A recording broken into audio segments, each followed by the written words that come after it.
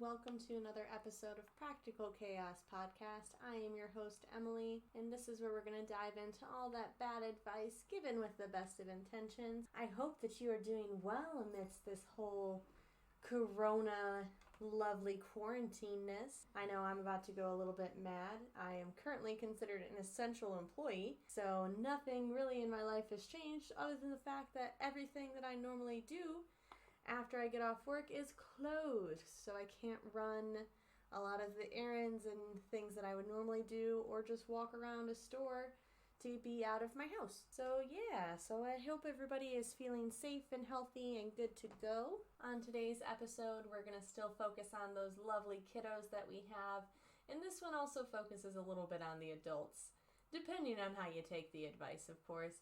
Today's episode is all about boys will be boys, and I know we have all at least heard this phrase uttered at least once in our life, whether as a woman or as a boy/man. You've probably heard this at least once. Now, some of these actually come from older sayings, and this one is actually from a Latin proverb that was somewhere misinterpreted and changed into boys will be boys. But it was originally children are children and will do childish things. I'm just saying that makes a whole lot more sense, and if it had just stayed as that, I think we would have a lot fewer problems with this saying.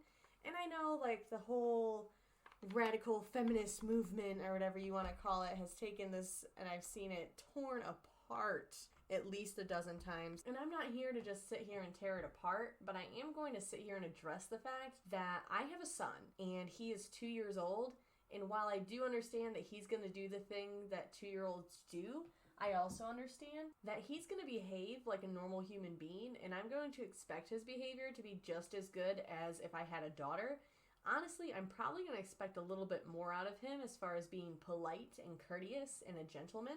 But what is this phrase used for? So when people use this phrase, what they're doing is they're using it to excuse the noisy or rough way a boy or even a man is behaving, and it's normalizing that behavior, that aggressiveness generally is what it's normalizing. So it's telling these little boys that it's okay for them to be aggressive because they're little boys. And like I said, if that original Latin proverb had just stayed that children are children and will do childish things, it wouldn't be as problematic because we all understand that children are still learning. They're little people that are learning how to be people, and we have to help them along their way. So we understand that they're going to make mistakes sometimes, and they're going to be a little bit crazier and a little bit more, what's the word I'm looking for? Just, wah! It's just a noise. That's how they're going to be, is wah! And by understanding that and understanding that kids are going to act that way, I think that if we just kind of use that instead of boys will be boys, we would understand that, we're not allowing our kids to be aggressive. Instead, what we're allowing them to be is children and to make mistakes and to learn from them. But the way that it's used in telling little boys that their rowdy and rough behavior is 100% okay all the time, it's telling them that they don't have to essentially take ownership of the actions that they're, doing. If they hurt somebody because of how they're acting, like, hey, we were playing a little bit rough, but we hurt our friend, we don't want to do that, let's apologize to our friend sort of thing. That's a better way to sit there and deal with this situation versus sitting here and just telling them, oh, boys will be boys, they're going to be rough, they're going to be tumble. I know just as many little girls who are rough and tumble as I do little boys. In fact, I probably know more little girls that are just like, I'm a monster and I'm going to destroy the whole world, rah, sort of thing. And like, my son is a very sensitive little boy. Is he rough and tumble? Yes, 100% yes. Do I tell him that's not how we act inside, or we don't hurt our friends, or please don't hit the dog? Yes, about 180 times a day, trying to teach him how to be a better person, but he is 2.5. Like, I can't expect that much. The problem that comes with boys will be boys is when it's used in regards to men and excusing grown men's behavior, and especially when it comes to sexual assault allegations. So this phrase has actually been used to excuse behavior that it's sexual assault. And it's just crazy for us to sit there and say that all men are just programmed to act this way and we just have to deal with it. Because that's absolutely ludicrous. I'm sorry, my husband is not programmed to sexually assault everybody under the sun. And I doubt that anyone would want to say that about their husband, son, nephew, father. Like, are all these men just programmed to act this way? And there's just no better way to do it? Like, no. Nobody would sit there, if you put it that way, and say all men are programmed to be rapists and sexual assaulters. Like, nobody would sit there and be, oh, boys will be boys. They're just going to keep sexually assaulting you. Don't you worry about it.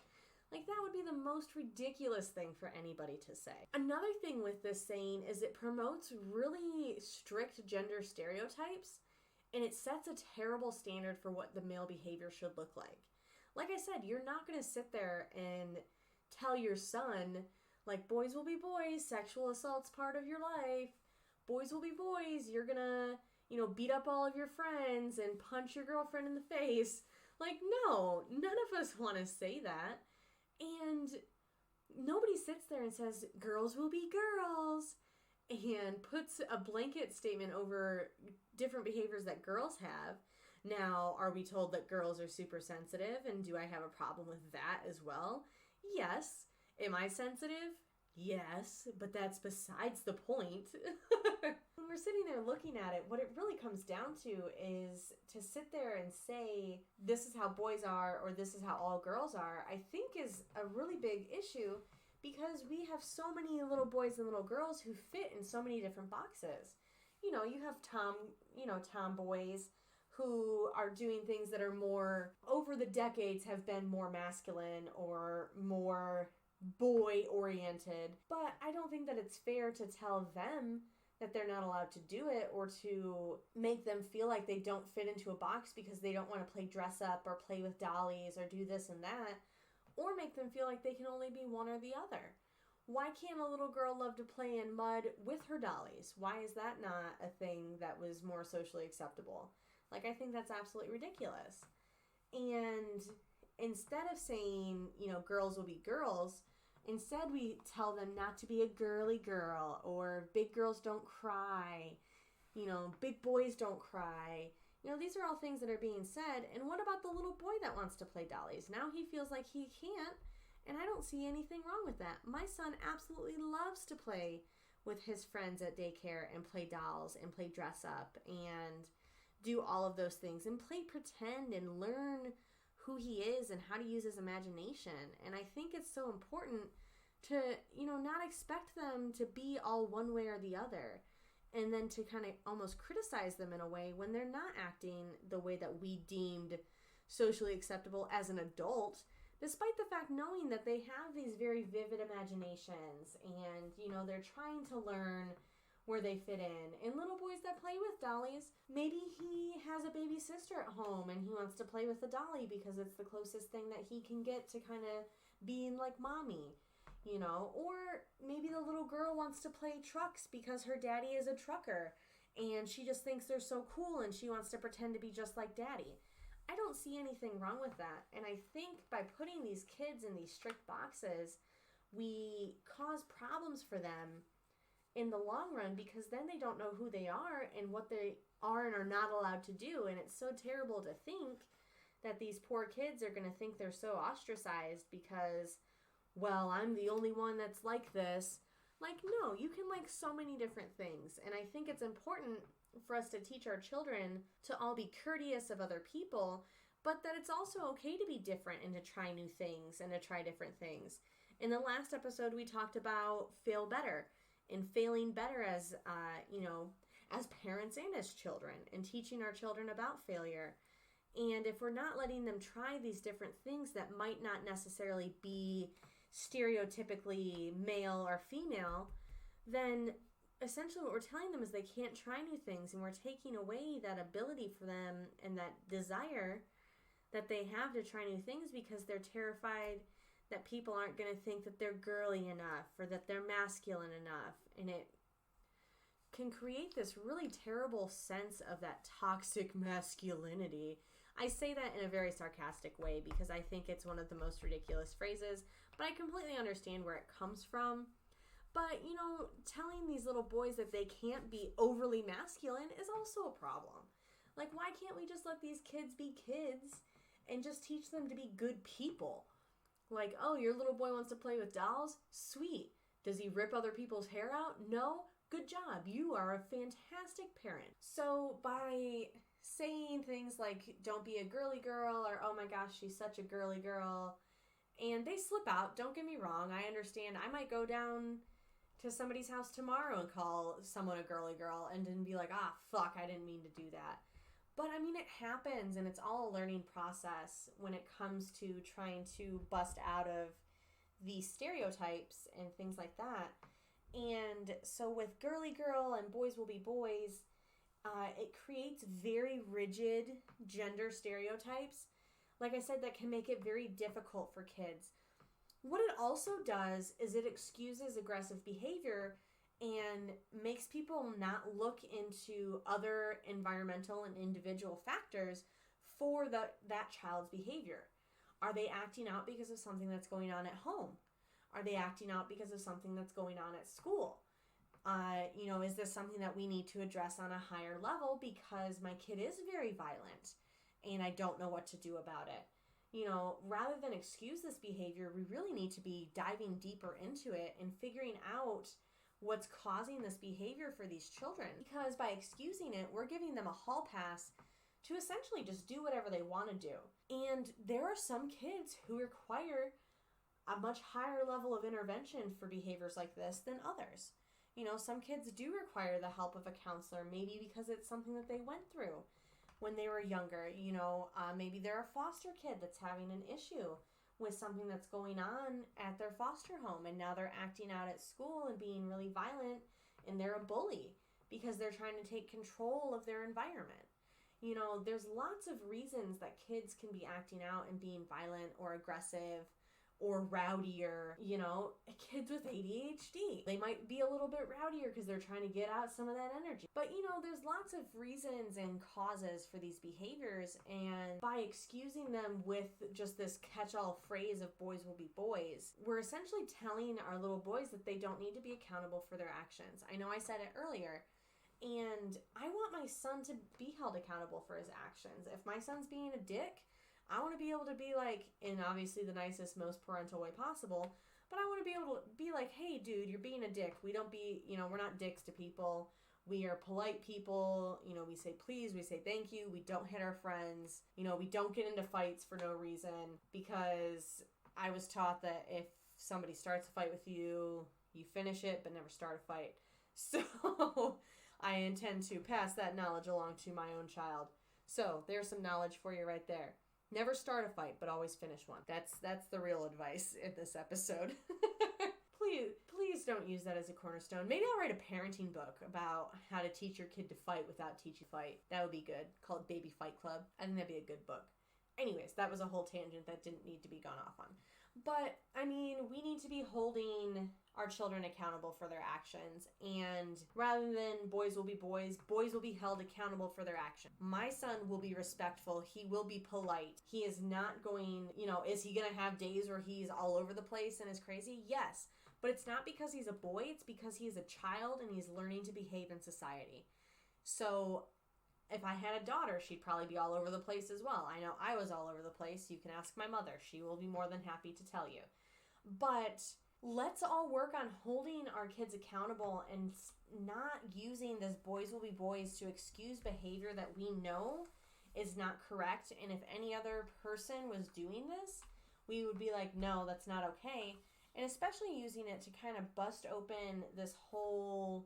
I could talk for hours about sexual assault and the take on masculinity and boys will be boys and blah, blah, blah, so on and so forth. But I'm not going to do that to you because I know it's like beating a dead horse at this point. Every crazy Nazi feminist has done it. And I'm sorry if you are a feminist. I'm not putting you down. There are obviously always extremists in one way or another. When it comes to any of these movements. But, if you want to look up something like that, I know that you can find it somewhere. But let's work on teaching our children just to be, held accountable for their actions. If you're mean to somebody, you're gonna, get talked to about being mean to people and how we don't do that. You'll be punished accordingly for the actions. And let's all remember that, kids are gonna be kids, and we do have to teach them how to be people. We can't just expect them to know, because they've been on this earth for like all of a blink compared to us. And so we need to teach them all the things that we already know. We need to teach them how to be polite and how to be people and how to be respectful. Those are all things that we need to teach them, so you can't expect a 2-year-old to behave the same way a 10-year-old would. But I can expect a 10-year-old not to behave like a 2-year-old. So let's go moving forward on holding our children accountable for their actions. And remember that children are children and will do childish things. Let's bring that one back and get rid of boys will be boys, because it's dumb and I hate. So that is all I have for you today on our topic, boys will be boys. Thank you so much for joining me. I greatly appreciate it. And I hope that maybe I gave you a little bit of insight into my take on parenting in a sense. Keep your eyes out for Baby Fight Club. Maybe I'll try and get that out here. Maybe I'll write a fun book and call it Baby Fight Club. That'll be my next goal for my podcast, is to write a book and have it titled Baby Fight Club. Hashtag Baby Fight Club. So on the 1st, we'll have our 3rd interview that comes out, where we'll be talking to Grace Mays, who is the owner and operator of Grace and Wellness, which is a massage therapy clinic in Grand Rapids, Michigan. I think she would tell you it's in Kentwood, but both of them, if you look it up, you'll find it. Don't miss out on that. It comes out on the 1st at noon. So it will be available on my Podbean account, as well as Spotify, Apple Podcasts, all that fun stuff, Google Podcasts, the whole 9 yards. And I hope all of us can stay safe during this weird time with this whole COVID-19 thing happening. If you have anything funny that happened during your quarantine, please don't hesitate to post it to my Facebook page. I would love to hear about it. I am also going to be looking at doing another Facebook Live video sometime during the middle of the week in the next couple weeks. If you missed my Facebook Live video that I did last Saturday, please go ahead and tune over to my Facebook page, which you can find at facebook.com/practicalchaospodcast. And you can find my live video there. I do go back through it to check for comments, so don't hesitate to post a question if you have one. I will be more than happy to try and answer it for you.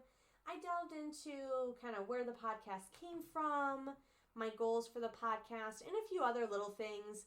Some tangents. You get to see my dogs, and you get to see my dogs and my son and the craziness that is my everyday life. And so don't forget to head over there and check that out. As always, you can find all of my social media on my website at practicalchaospodcast.com.